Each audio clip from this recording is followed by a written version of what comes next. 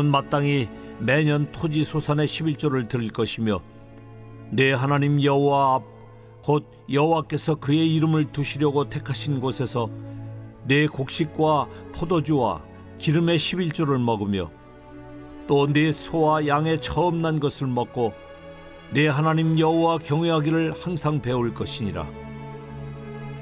그러나 내 하나님 여호와께서 자기의 이름을 두시려고 택하신 곳이 네게서 너무 멀고 행로가 어려워서 내 하나님 여호와께서 그 풍부히 주신 것을 가지고 갈 수 없거든 그것을 돈으로 바꾸어 그 돈을 싸가지고 내 하나님 여호와께서 택하신 곳으로 가서 내 마음에 원하는 모든 것을 그 돈으로 사되 소나 양이나 포도주나 독주 등 내 마음에 원하는 모든 것을 구하고 거기 네 하나님 여호와 앞에서 너와 네 권속이 함께 먹고 즐거워할 것이며 네 성읍에 거주하는 레위인은 너희 중에 분깃이나 기업이 없는 자이니 또한 저버리지 말지니라.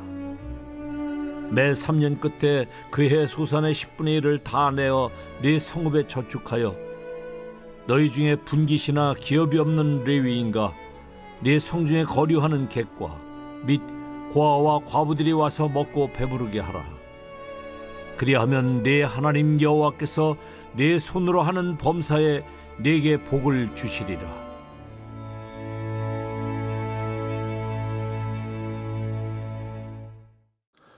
이번 한 주간도 하나님과 동행하시면서 큰 은혜와 평강을 누리시기를 주님의 이름으로 간절히 축복합니다. 오늘 본문의 말씀은 11조에 대한 말씀입니다. 하나님의 백성들이 광야 생활을 마치고 가나안 땅에 들어가서 하나님의 백성의 정체성을 알 수 있는 시금석이 바로 11조라고 하는 것입니다. 22절에 보니까 너는 마땅히 매년 토지 소산의 11조를 드릴 것이며, 그러니까 이스라엘 자손들에게 매년 토지 소산의 11조를 드리도록 규정하고 있습니다. 여기에 마땅히라고 되어 있죠. 그러니까 신정국가 백성인 그들로서는 마땅한 의무였습니다. 그러니까 하나님의 백성은 11조를 마땅히 드려야 한다는 것입니다. 이것은요, 우리 성도들도 마찬가지입니다. 우리의 소득이 비록 우리의 노력의 산물이라고 할지라도 그 중에 10분의 1은 하나님의 것입니다. 왜냐하면 우리의 가진 모든 것이 하나님의 것이기 때문입니다. 신명기 8장 17절 18절에 보시면 이런 말씀을 하십니다. 그러나 내가 마음에 이르기를 내 능력과 내 손의 힘으로 내가 이 재물을 얻었다 말할 것이라. 내 하나님 여호와를 기억하라. 그가 내게 재물을 얻을 능력을 주셨습니다. 이같이 하심은 내 조상들에게 맹세하신 언약을 오늘과 같이 이루려 하심이니라.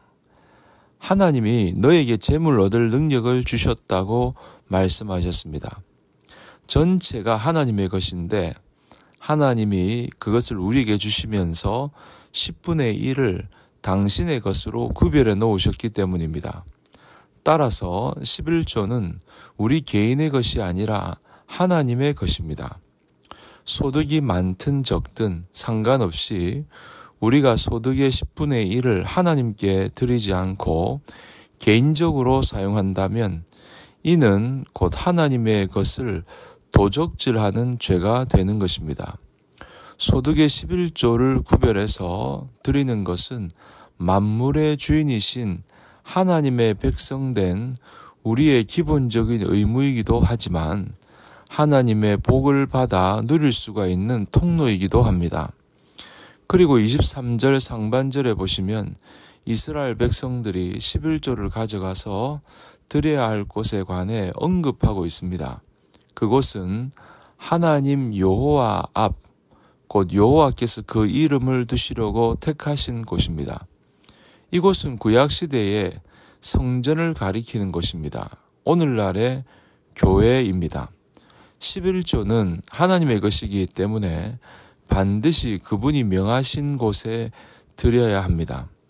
그런데 오늘 어떤 성도님들은 잘못 인식하는 경우가 있습니다. 그들은 어디에 바치든지 11조만 바치면 된다고 생각합니다.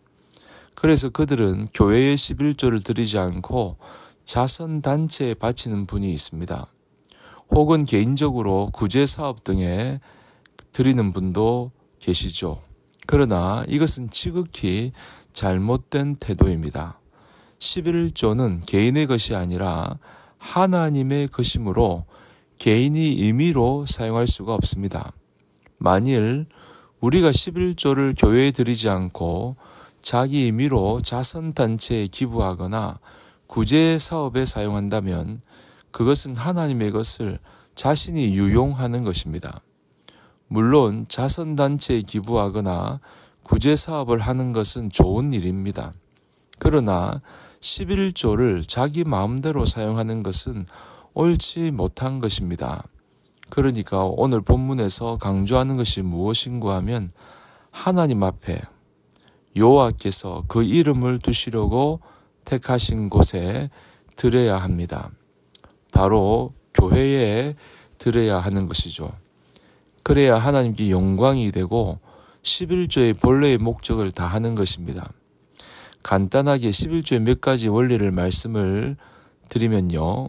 첫 번째로 구약과 신약 시대를 막론하고 하나님의 일꾼들에 대한 경제적 필요를 채워주시는 하나님의 원리가 여기에 담겨 있습니다. 두 번째로 11조는 하나님이 창조주이시며 만물의 소유권자이심을 인정하는 믿음의 행위입니다. 세 번째로 11조는 탐심을 경계하는 최고의 방편입니다. 네 번째는 하나님께서 성도들에게 물질의 복을 내려주시는 원리입니다. 다섯 번째는 11조는 믿음을 강화시키는 방편입니다. 여섯 번째는 교회의 예배를 풍성하게 하는 재원입니다. 마지막으로 교회의 구제와 선교와 봉사를 강화시키는 재원입니다.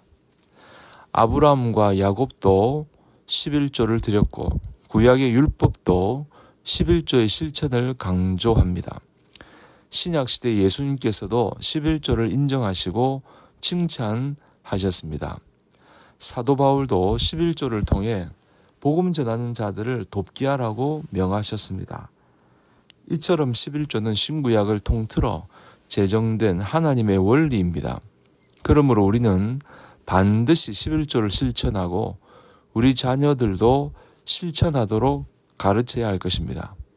우리가 11조를 실천할 때 가정도 부강하고 교회도 부강하고 국가도 부강해질 것입니다.